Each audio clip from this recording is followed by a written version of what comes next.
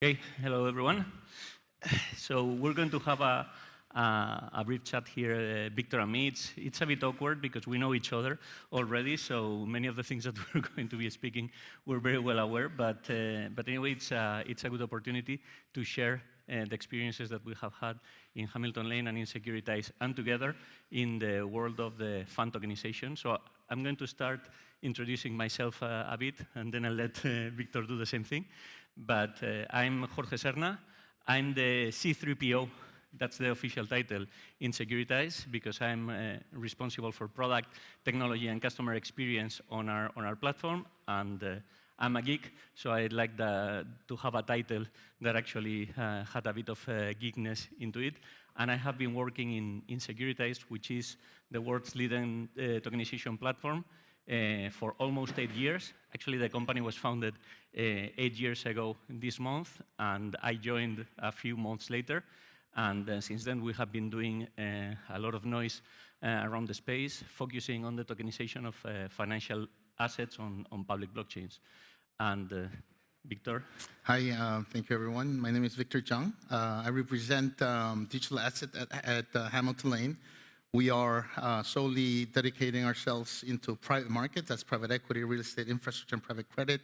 We're a NASDAQ-listed firm based in the US with $950 billion worth of AUM and AUA.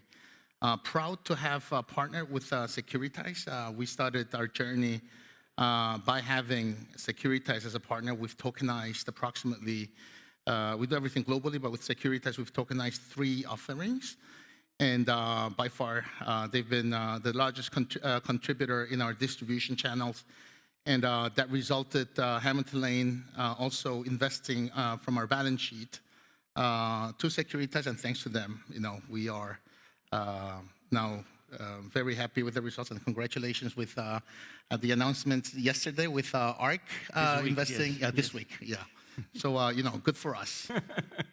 That's great. So I was discussing with Victor before, because we met a few years ago here in Madrid, and it was an event that we have created in the Securitize company, so we brought a lot of people from around the world. It was mostly for the engineering team in Securitize, but we brought people that we had from our offices in Argentina, people that we come from the United States team, also from some people that we have in Israel, and we were there all together, and we had the opportunity to listen to Victor, that talked to us what was the vision that he had and what was the vision in Hamilton Lane on why the tokenization was considered such a relevant space and what was the opportunity around that. And it was pretty amazing, because it was very energizing. And I'm not expecting for you to give the same speech on law. I'm pretty sure that you would be able to do so. But I would like to hear from you why Hamilton Lane thinks that the tokenization of digital, of financial instruments, and in particular of private funds, it's something that it's relevant. And what are the opportunities that you see in the space, and what drove you to basically jumpstart this space, because this was one of the first asset managers that got into this space and did so with Securitize. Yeah, it's sometimes I ask myself if I did the right thing by leaving whatever I was enjoying before, and got blockchain infected, and I thought blockchain could solve everything. I could be rich with blockchain, I could live in heaven with blockchain, until I realized RWA is more about securities, the most regulated. So you got the worst of crypto and the worst of securities, and it becomes like a trap in where you're doing great things that no one ever cares or no one ever knows. But having said that, what was the vision? Private markets, and in the context of Spain, everybody talks about 8 million Spanish citizens that are invested into UCITS or mutual funds. No one really knows about private markets. It's the biggest thing that doesn't exist for retail. Now, if you take into consideration that 60% of the world's assets, financial assets, are contributed by high net worth individual, ultra high net worth individual, mass affluent, and mom and pops. These 4 categories, they equate to 60% of the world's AUM. And private markets and private equity as an asset class, they have not been accessible for the retail audience. And, starting with, I did the first digitization of private equity back in 2019. Did it again in 2020. And 2021, accidentally, I just happened to use blockchain as an extension. And I got infected by it, but we realized what a great opportunity this was, because all of this retail, be that the less rich and the more rich, they didn't have access to this asset class. So how does blockchain help here? You can make it cheaper, you can make it better, and you can make it faster. And now we're living in an era after COVID where you saw Robinhood and all of the retail participants coming in and making money. However, when you look at the stock markets, there were more than 9,000 companies listed in the 90s. Now there's 2/3 of that are gone, and retail are left with very little choice. 1/3 of the existing stock market, meme coins. So there's, I think, now more than 20 million cryptocurrencies, and then you're left with meme stocks. So if you are a retail, you don't have much of a chance. Everybody should have the dignity to invest into private assets and retire, and be able to have liquidity to to buy their kids or their grandkids a graduation present, right? So this is there was a social cause, a commercial cause that led our CEO and myself to say, hey, look, let's dedicate the next 5 to 10 years. It looks like it could be less or more, to making making money the right way. And given ETF, now Bitcoin with 80% volatility, I'm not saying that that's a bad thing, but retail people now can also invest into the highest volatile asset class in the world, and private equity is not. So let's do this for a good cause, and let's achieve financial freedom for everybody. That was the cause. Now, if you ask me whether that has been successful or not, that's a second question. But it's so far it's been very rewarding and very fulfilling. And from Securitize, we're really, really grateful that Hamilton Lane decided to jump into this space with us. We're proud to have been able to launch this kind of products with Hamilton Lane, and we're also proud to have Hamilton Lane as an investor in Securitize, which has helped us a lot, because giving that kind of support has also opened to us a lot of other doors that have not put us in the place of being the biggest platform in the world regarding RWA tokenization.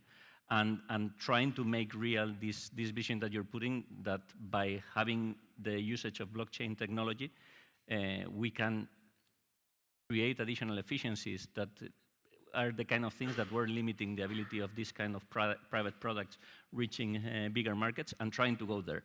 It's true, and that's the second part of your question, that as of today, most of our focus and most of our success, at least in Securitize, has been driven in the institutional world. So there's not that much democratization there. And, but still, I think we're building the foundations that are going to get us there eventually. So what do you think maybe the next steps that follow after this, and where's the next value coming from in the tokenization space? And I think we've talked about it before. We are watching very carefully how the distribution, so no one has really cracked the code on the retail distribution. I mean, in Spain, you have very famous apps like, Revolut, My Investor. In the States, you have Robinhood. If you see what's happening in this industry, you see, I say it, Napsters, which are the non-blockchain tech, like Robinhood, Revolut, are competing with the Spotifys, which is Binance, Coinbase, and the likes. And you got to see, one is non-blockchain, the other one is blockchain, but the non-blockchains are coming to the blockchain space. Robinhood announced that they would go, I think it was on Arbitrum. Was it on? Yes. Robinhood is Arbitrum. So they are all turning native. They have the custody, the licenses. I mean, Revolut, for example, they got 30 banking licenses. They have the clients. They sell everything RWA plus crypto. Now they're optimizing everything. They got, 30 to 50 million users. I think that state of competition will keep on evolving, like also platform like Hyperliquid, right? They have, I think 30, 40 million users. You see platforms like, it could be a Binance or a Telegram that has a captive audience of 1 billion users. If you see how easy it is to open up a wallet with no signature, no physical visits. And if you take into consideration the most recent survey in the wealth management space, in where we're living in the midst of the greatest generational wealth transfer in the world. There's a survey that stated 81% of the recipients of the assets, the next generation, have declared that they will fire their financial advisor because they don't like people. They like their apps. They need their banks to have digital assets custody. They don't like any of the wine parties and the art fairs. They want time on their own, and if you don't have it, then you're disqualified to manage money, because the first thing that they opened up they turned 17, 18 was to have an app wallet. So we are paying a lot of attention to these platforms, the neobanks with great apps, because this new generation, they will need everything in one place, right? They would need their digital assets, their CryptoKitties, their RWAs, everything they want in one single solution, because I think convenience would be the most important thing, and time factor will be the best thing. So, they love Tinder, Grindr, Netflix, TikTok, everything will be on the phone. And I think this is where the big unlock will take place. That's also impacting, I would say, the regulatory landscape, in the sense that it's very different in many places. I remember that last year I was here at this same conference, and I was being asked comparing the regulatory space in the US and in Europe. And last year I was saying that it was very different, that there was very little clarity on the space in the US. There was no clarity around cryptocurrency. There was no clarity around digital assets, but there was I would say, regulation by enforcement approach, meaning that you could not try to do things because you were exposing yourself to basically getting sued and being blocked from being things from doing things. And on the contrary, in Europe, there had been a lot of advance, both with MiCA in the side of crypto assets, and also for tokenized securities. That is what we work on. There was a certain level of clarity with local regulations, like the latest law in Spain that allows the representation of financial instruments on chain, and the DLT pilot regime in Europe that would open the trading on chain. And now we're 1 year after. And the situation in Europe is the same, in the sense that the regulatory landscape is defined, but bureaucracy has a sort of got in the midst of it, and there have been very, very little number of approvals on the DLT pilot regime. We have applied as Securitize, and we have not been approved yet. Yesterday there was a session in which there was a representative from the Spanish regulator said that we're very close, so fingers crossed. But the fact is that the movements have been very slow, and MiCA has gotten into effect to some extent, and there have been some approval of e-money tokens, but there are still things going on. But there are very few approvals, for instance, in Spain, while on the other side, there has been a significant change on the model of the regulation in the United States. Now there are a lot of push on the new administration of trying to become the crypto capital of the world. They are moving forward with the Genius Act, that it's considered to some extent copying the e-money token legislation in MiCA, but bringing up to create, I would say, world dominance of tokenized dollars. And much more leniency towards certain things that are happening on the blockchain space. And now it feels like the advantage on the regulatory space that Europe had taken is going to be taken over by the US with the additional biggest market. And at Securitize, we're betting in Europe. We have gotten a license to operate as a Sociedad de Valores that allows us to do distribution of tokenized assets. We can tokenize natively in Spain via our area approval, and we're expecting to get the secondary market approval soon. But it's true that where we're seeing more impact on all of this, it's in the US. So when you see companies that are piling licenses in order to be able to operate in certain models, it's definitely something that it's impacting, and that aligns to what you were saying before, that we're mixing the worst parts of crypto and the worst part of the traditional world, because we are regulated and we need to do the things according to regulation,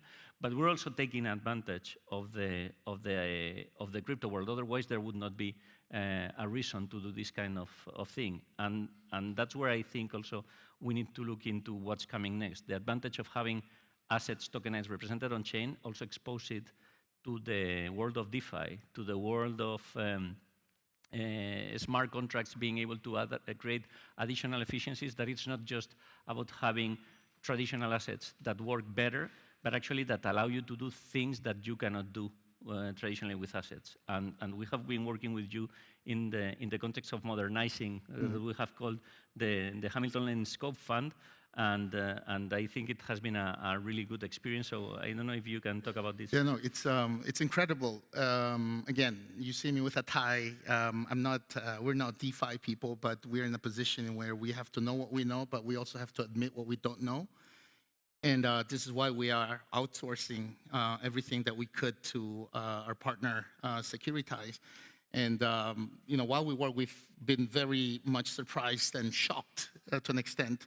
If you think about things that are very normal and common in our lives, let's start with, I think it's 16 years ago, there was once upon a time, I say it, there was this company that wanted to disintermediate hotels, right? They were represented as the biggest breach of tenancy hotel laws, real estate laws in the world.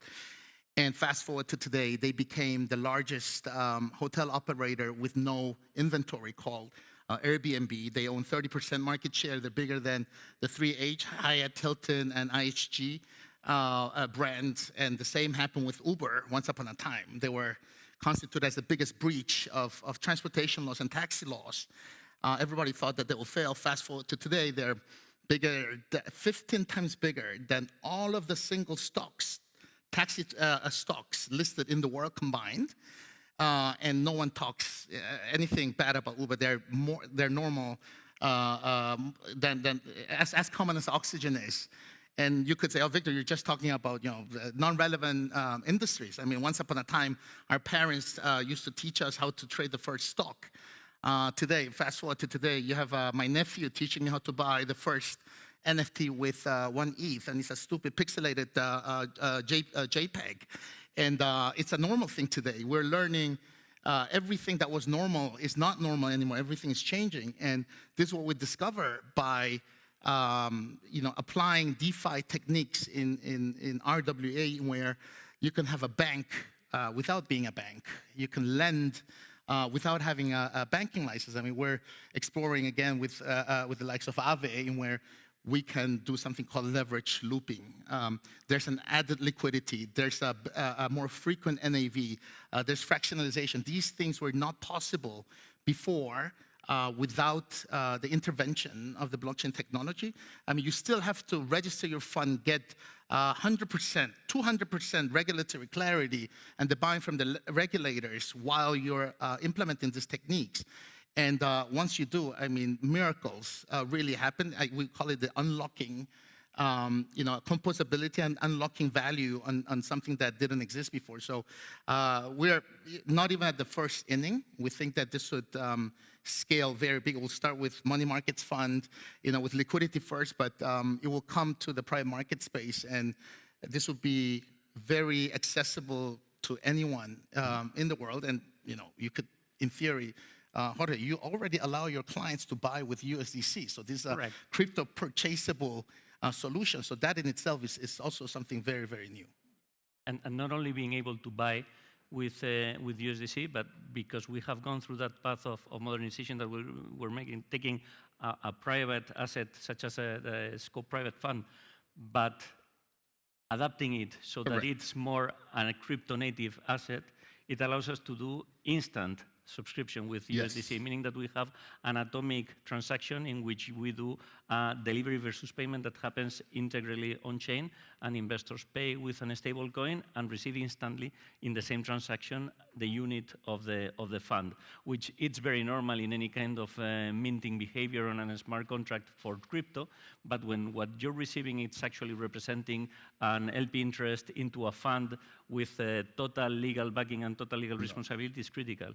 The other piece, and it's also very important in crypto, in order to be able to participate in this kind of DeFi infrastructures, it's the opposite side, being also able to liquidate, to be able to turn the same asset into a liquid asset, into a stable coin as well. And that's also something that we have worked with together with you in order to facilitate the ability to do it. And we have launched it now for Scope that allows us to turn 24/7 instantly Scope units into the USD thanks to a collaboration with Elixir that is using their stablecoin, the USD, in order to facilitate these kind of cycles. And with that, opening up things, as you were mentioning, using it as collateral in protocols, being able to take a loan on stables against this process. And if you use that loan to buy more Scope and as such put it again as collateral, you can increase, without increasing your risk exposure, increase your position and do things that